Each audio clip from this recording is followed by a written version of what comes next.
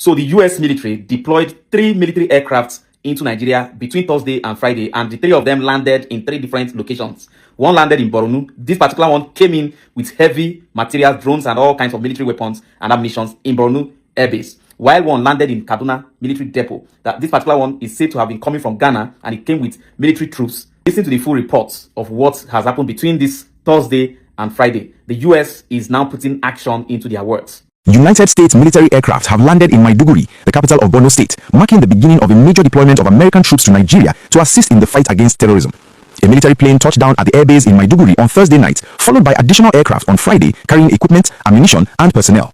By Friday evening, 3 American planes were spotted at the base with equipment being offloaded under the supervision of US military personnel. This represents the first wave of approximately 200 American intelligence analysts, advisors, and trainers who will be working alongside Nigerian forces in targeted counter-terrorism operations. The deployment has been confirmed by both Nigerian and American officials, with Major General Samaila Uba, spokesman for Nigeria's defense headquarters, stating that the United States is providing troops to assist in training and technical support.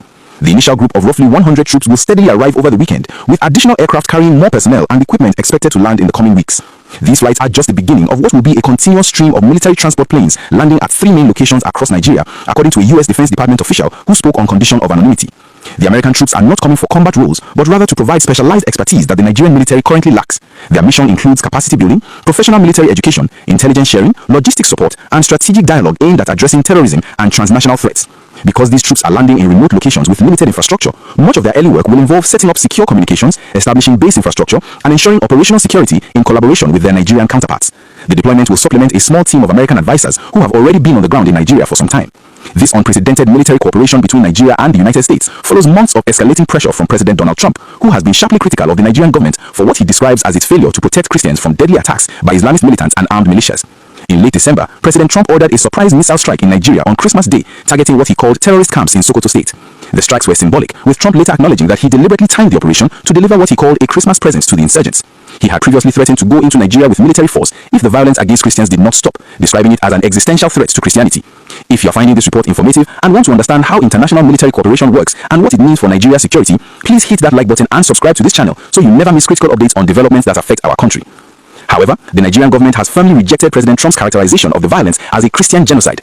Nigerian officials maintain that terrorist groups, including Boko Haram and ISIS West Africa, have made no distinction between Christians and Muslims in their attacks, with extremists killing thousands of people at churches, mosques, and villages without discrimination. Beyond religious sectarianism, Nigerian authorities emphasize that much of the violence also stems from long-standing disputes over land and water resources between farming and herding communities, particularly in the Middle Belt region, where climate change and population growth have intensified competition for scarce resources. Moving forward, the combined US and Nigerian forces will build joint mission planning capabilities, relying on intelligence gathered from both Nigerian and American sources. This includes data from US surveillance flights that have been operating from a base in neighboring Ghana since late last year. The surveillance operations provide real-time information about terrorist movements, hideouts, and planned attacks, which will be crucial in targeting high-value individuals and disrupting terrorist networks. The Americans bring advanced drone technology, precision air capabilities, and sophisticated intelligence gathering tools that Nigeria does not currently possess in sufficient quantities. While General Uba declined to say exactly how long the American troops will be deployed in Nigeria, Pentagon officials have suggested that this specific mission is temporary and focused on supporting a particular set of operations.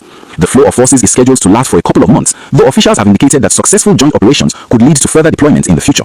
This represents a significant shift in US military engagement in West Africa, particularly after America was forced to abandon its bases in neighboring Niger following a military coup in that country in 2024. Security and defense experts have weighed in on the deployment, describing it as technical support rather than a combat mission.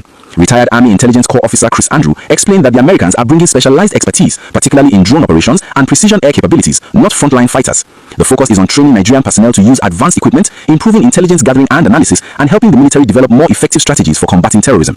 This approach is meant to build Nigeria's long-term capacity to handle its security challenges independently rather than creating dependence on foreign troops. General Dagvin Anderson, commander of US Africa Command, emphasized that this mission is focused on partnership and mutual respect for Nigeria's sovereignty. All engagements will be conducted in accordance with existing bilateral frameworks, with Nigerian forces remaining fully in charge of all operations and decision-making on the ground. The goal is to protect innocent lives and disrupt violent extremist organizations wherever they operate, while respecting the territorial integrity and independence of partner nations. The arrival of US troops in Maiduguri carries symbolic significance, as the city has been the epicenter of the Boko Haram insurgency for a decade.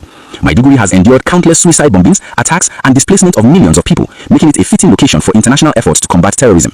The presence of American forces sends a message to terrorist groups that they now face not just the Nigerian military, but also the technological and intelligence capabilities of the United States military.